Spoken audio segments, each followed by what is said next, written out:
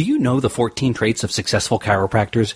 We've interviewed some of the top chiropractors in the industry and have identified the common traits that they all share. Jump on over to www.chirobusinessmojo.com to get your free report today.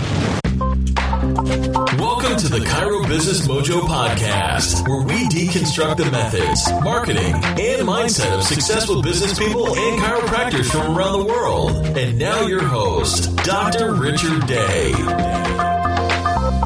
Yes, it's true. I am Dr. Richard Day, and this is the Chiro Business Mojo podcast. Thanks so much for spending some of your very valuable time with me here today. Well, if I sound a little hoarse, it's because I've just come back from spending a couple of hours in a very crowded restaurant with a bunch of chiropractic students. What we talked about was philosophy, our core principles, our core values, and our authentic self. And so I thought that would be a good jumping off point for what I want to talk about today, and that is getting in touch with your authentic self.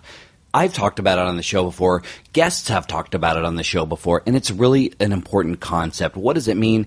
It means that if you are not your authentic self, you are not living the life you really want. Are you a pleaser? Are you trying to please other people? Are you really doing things that aren't true to your real core values, your inner self? Now, the authentic self, this can be a tough thing. Why? Because in life we are so many different things to so many different people. That makes it really tough to figure out who is the real me and what is my authentic voice. Well, this is not a new thing. Philosophers have wrestled with this for decades, hundreds of years. Rousseau, Camus, Maslow, May, countless others. They've all looked at this question and said, how are we uniquely us? What makes us authentic? Well, philosophynow.org sums it up this way.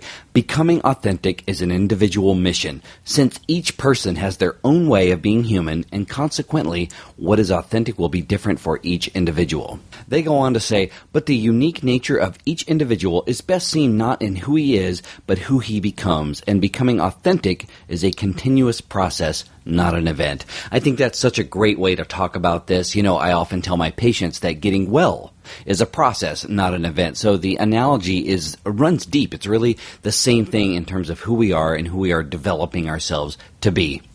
So if you're a new practitioner and you're trying to really figure out your place, shadow other folks, go be around other people who have different styles, different personalities, different ways of treating, different practice philosophies, all of those things, and figure out what it is you want to be. What about those individuals resonates with you? That will help clarify and develop your authentic voice. And if you've been in practice a while, take everything down to its most simplest form.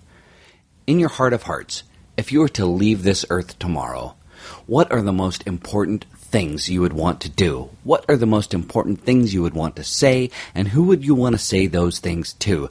I know it's your loved ones and your family. What are the core values that you have, the things that you've left unsaid, that you haven't expressed to others? Who are you as you relate to other people? How would you want to be remembered? This is your true you. This is your core you. Now extrapolate from that how you can relate to your patients. How can you have conversations with your patients? How do you best want to relate to everyone that comes into your office?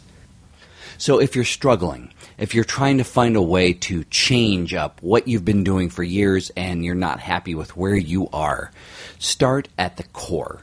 Go down to the basics. Figure out what makes you tick, what makes you get up every day in your life and fight. Then take that and move outward from that. Approach others with that ideal, with those values, and with that way of thinking. And do this constantly.